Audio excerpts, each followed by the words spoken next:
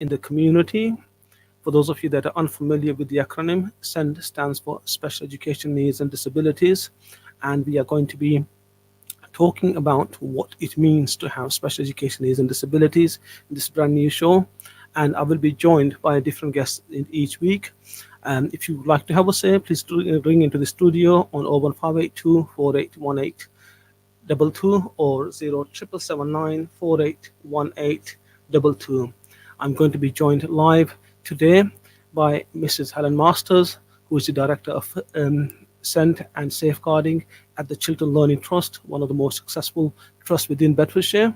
And I'm also going to be playing a pre-recorded interview from Sister Sara Mangera, who is the founder of Autism Mosque. So welcome to Helen Masters. Helen, can you hear me? Good evening, Mohammed. Thank you so much for inviting me this evening. I'm very honoured to be here. Thank you. And it is a pleasure having you on board with us, and we appreciate your invaluable time this time of the evening. Helen, if I start with you then, for those people who perhaps are a little bit uncertain about what it means to have special education needs and disabilities, do you want to define what it means for us, please? Yeah, absolutely. I'll do that for you, Mohammed. So, children in school are designated as having special educational needs and disabilities if they have a significant or greater difficulty in learning than the majority of the rest of the children of their age, or have a disability which affects or hinders them from making use of the facilities provided for them within the education sector within mainstream. And that was put in place in the Children and Families Act of 2014. Thank you. And what is the local offer here within Luton, within Bedfordshire, for anybody who has a special education need or a disability? So the local offer is different compared to across the three boroughs. So for those listeners who aren't aware, Luton is only one borough across Bedfordshire. We have Central Beds and we have Beds Borough.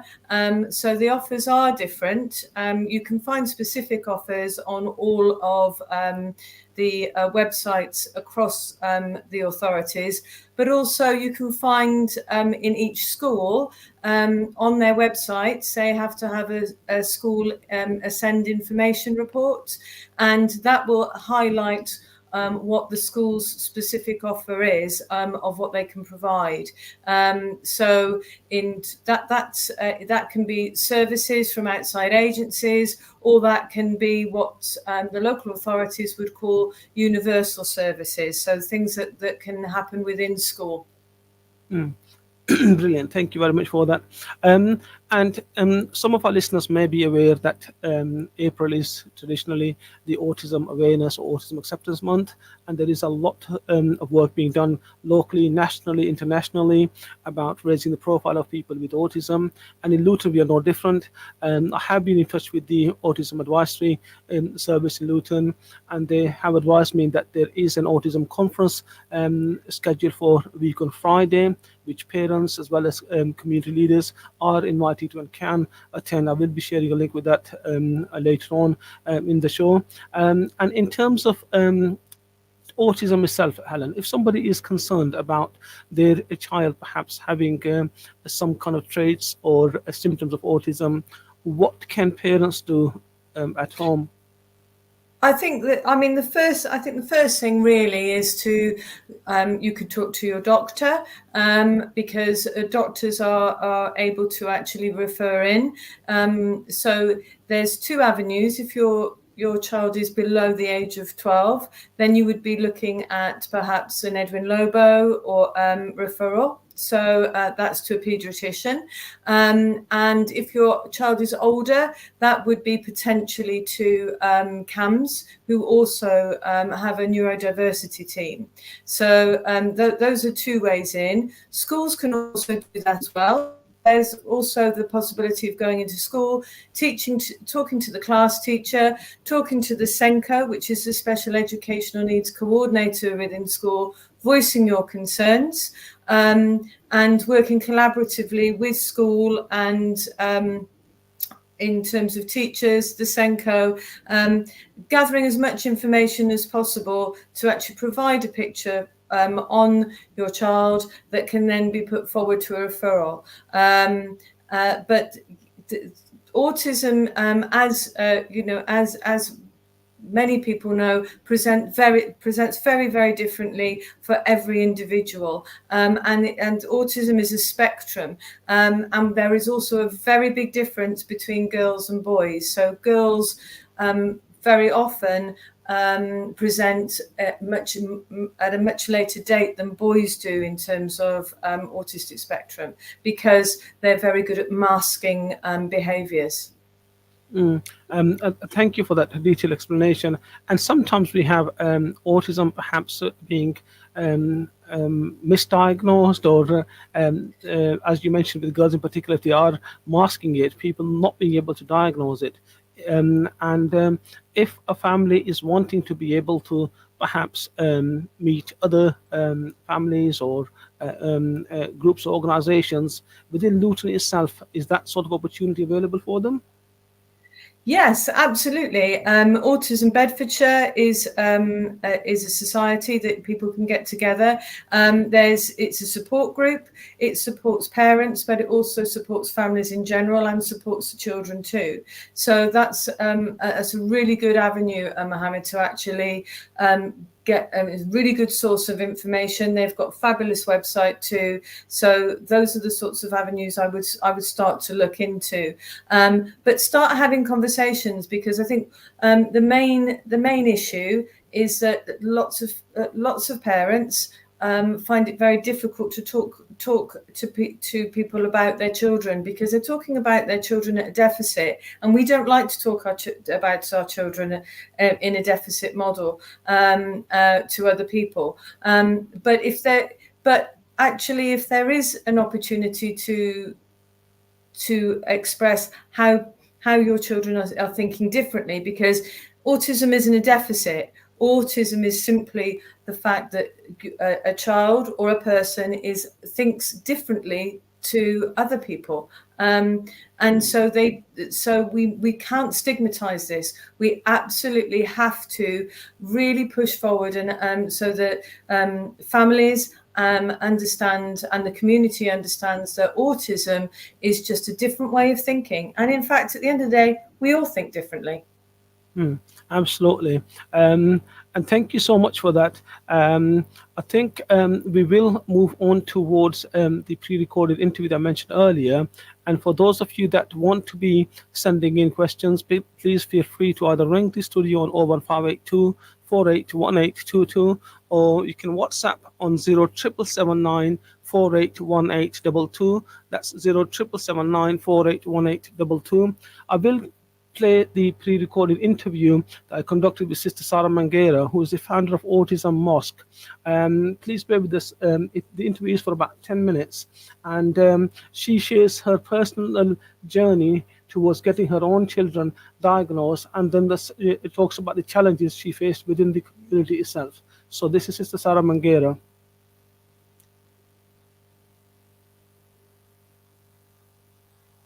Assalamu alaikum. My name is Sara Mangera. I'm the founder of Autism Mosque, and I'm also a foster carer. I have two boys on the autism spectrum. My older son is higher functioning, so he tends to have a lot more abilities and a lot more everyday learning abilities to take care of himself and do quite well for himself. My younger son has quite severe autism, and he has other additional needs to this. I first realised my son was autistic, one because from a very young age, but we've also had experience with my older son. I would say from about 6 months, I could see that he was delayed in kind of sitting up, rolling over, all those kind of typical growths or milestones that children have. He was still struggling with sleep, and he slept very limited hours of the night, and he was also kind of regurgitating a lot of his milk at the time, so he wasn't eating or drinking quite so well as a young child. One of the main causes for me was, as he got a little bit older, he would just sit in his his bouncer, and he wouldn't kind of make any noise, or I could leave him there for a couple of hours and you will not hear from him at all.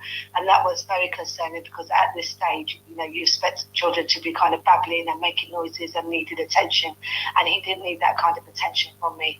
And he and a lot of the toys and things he wasn't looking at, he wasn't playing with. There was a lot of staring at his hands and very kind of repetitive hand movements. Very early on, we did notice that he had differences than what neurotypical milestones that children have. He was diagnosed very early on. I said roughly about 2.5. By then, Abdullah had already been diagnosed. To go to the process of diagnosis, you usually see the health visitor or the GP, and they will kind of start the process for you. And there are a paediatric teams within the hospital, and there's like a group of doctors, if you like, who would do their own individual assessments and look at Abdullah and look at us as a family at times, and to kind of see, to be able to assess what's happening with Abdullah. When Abdullah did get the diagnosis, I think there was relief on my part, because I did know that something was wrong. So there wasn't any issues for me to get the diagnosis, but I think there is that kind of grief process, if you like, where you have to deal with the fact that your child is different. He is going to have difficulties, and he's not going to be grown as a normal, typical child, if you like. And Sister Sara, at this stage, did you ask specifically for an autism diagnosis, or were there other assessments done before you received the diagnosis? No, I mean, when he had the kind of, when he weren't hitting milestones, I did go to the GP, but I think part of it was I knew, because of my older child, that there was very kind of similar, and I did do a lot of research about this. I did kind of look up a lot of things and reading about it, and I'm thinking this is probably what it is. So yeah, I mean, now at the moment, alhamdulillah, up to that he's 13, he does go to a specialist school, autism school, and he is thriving in terms of his learning. He's eating better, he's sleeping better. So there is, he is thriving in terms of his own personal development. I mean, he still, of course, struggles with kind of his learning difficulties. He still has that, and there is still this. He doesn't really have awareness of danger as such. So there is quite a lot of difficulties, but also at the same time, alhamdulillah, he has come a long way. I mean, we started. The reason why Autism Mosque came about was because when I was going to support groups and kind of when he got the diagnosis, I did go to different kind of training programs and different support groups to try to understand about autism. And very rarely was there any kind of Muslim, if you like, parents around. So I didn't have any support, and I felt very isolated, as did my husband. And for also, I felt at the time that it would be really good, because I thought, I know I'm not the only one in this position. There must be so many parents and families out there who have a child like this, and I'm thinking, where are all the Muslim parents? And so that's when I first kind of brought this thing about what's happening to all these Muslim parents. And then there was also the thought that what happens to all those parents, all those families that come from overseas into the UK, and they don't know, how the system works and how to get a diagnosis and what to do, and having, kind of difficulties with their child. So, and so that was also playing in the back of my mind to think what is happening with those type of, families. And what sort of difference were you hoping to make by setting up Autism Mosque? I mean, firstly, I felt really sad, really kind of sad, isolated, because there isn't many places that I could go with my family. And the effect of that was that either, the kind of family got split into two, if you like, where my husband would go with my other children to places like the mosque or places to like fun fairs or wherever else. And then I would kind of sit out and be at home with my child, because he couldn't, go to these places because of the sensory environment, the noise of people, all the things that he was struggling with. So one, it did cause kind of like we were living two different lives, even though we are one family. The other, and the other thing was, for me mainly, was things like, when you have Ramadan, Eid, and all those kind of Jummah, all those milestones, I stopped completely going. As soon as, my son was born and got to about 2, maybe 3, I stopped going completely. So I hadn't been to a mosque in years. And the reason being was because my son could not, was not catered for within that environment. And again, it really had an impact on me, because by this stage we had zoos that had autism hours, we had supermarkets that were catering to autistic people. Yet, for me, how is it the Master House of Allah that doesn't have a space where children can come in and they can hear at least Islam, they can hear what Islam is about?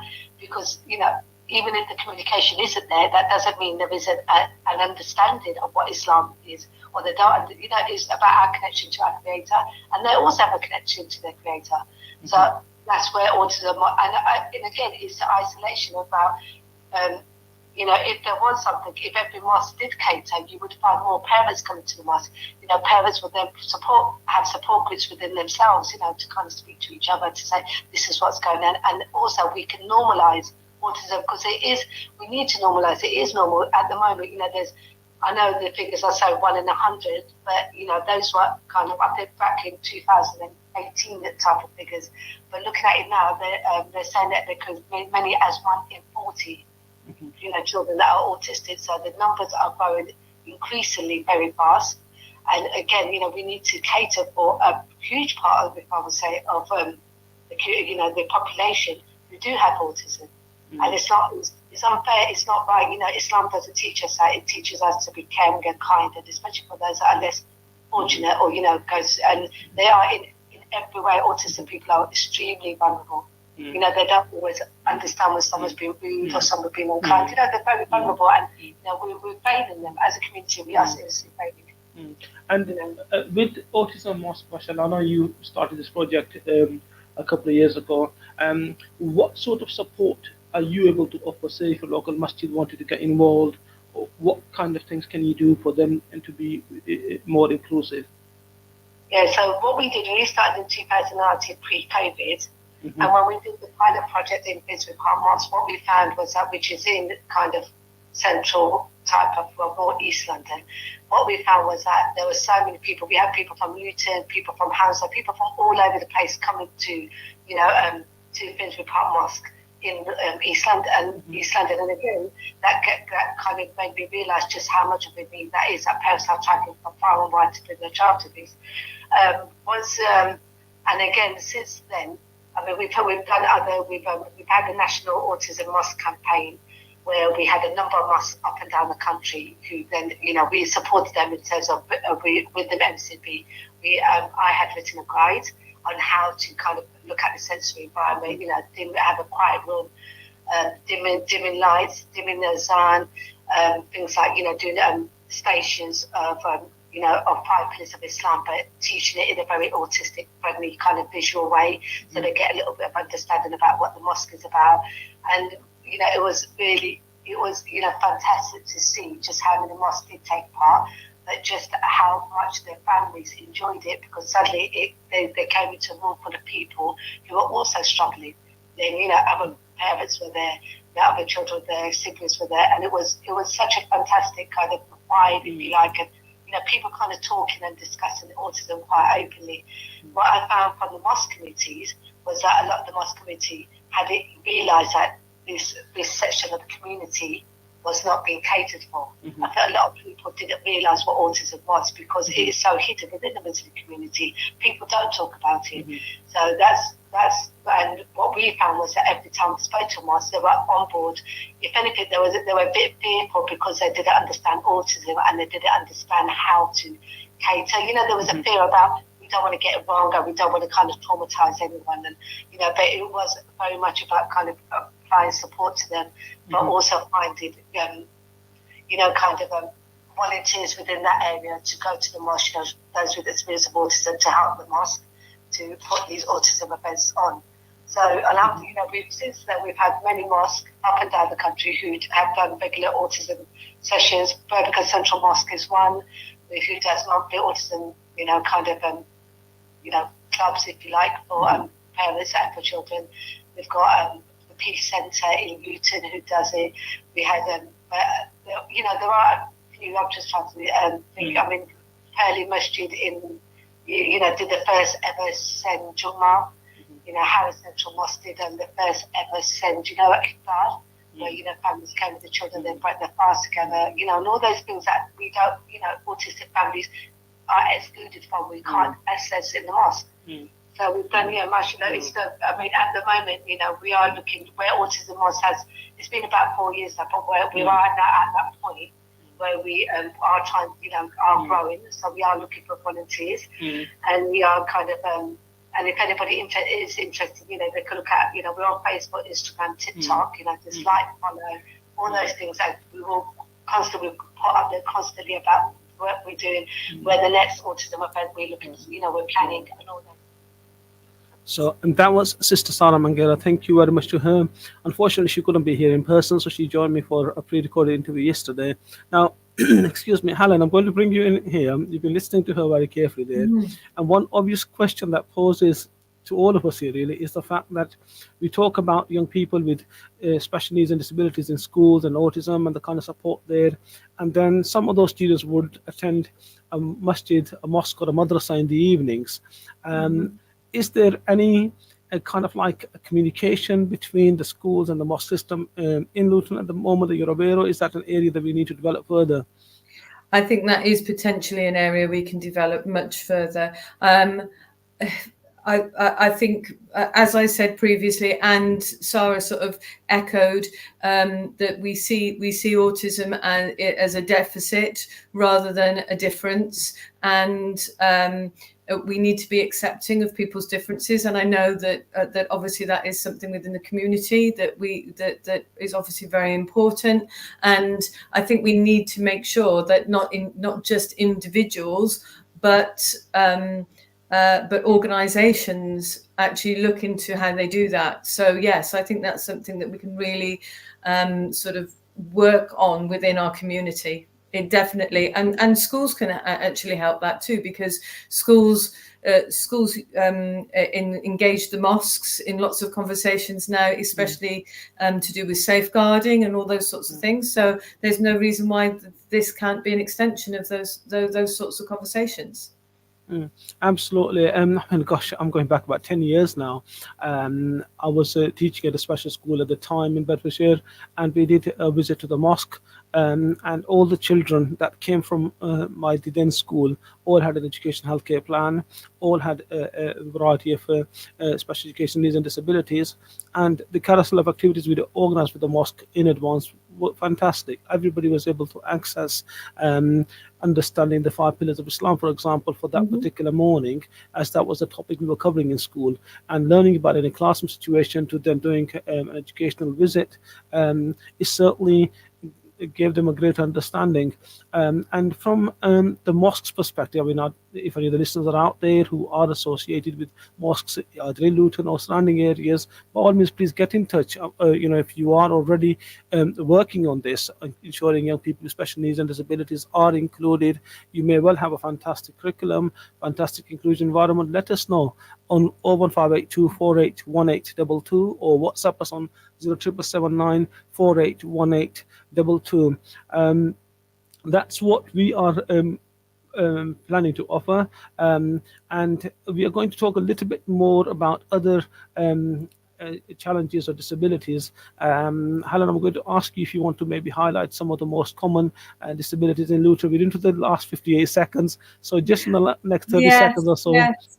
I mean, in terms of school challenges, the highest challenge within primary schools and in that sector at the moment is speech, language and communication needs, but particularly post-COVID, and we haven't even touched the COVID sort of scenario and the ripples that's caused. But certainly in secondary schools at the moment, are the highest need, and something that Luton particularly is responding to with the launch of a new specialist provision, is social, emotional and mental health issues.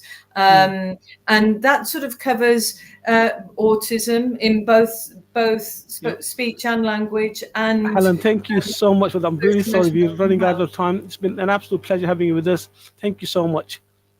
That's my pleasure. Thank you so much for inviting me this evening.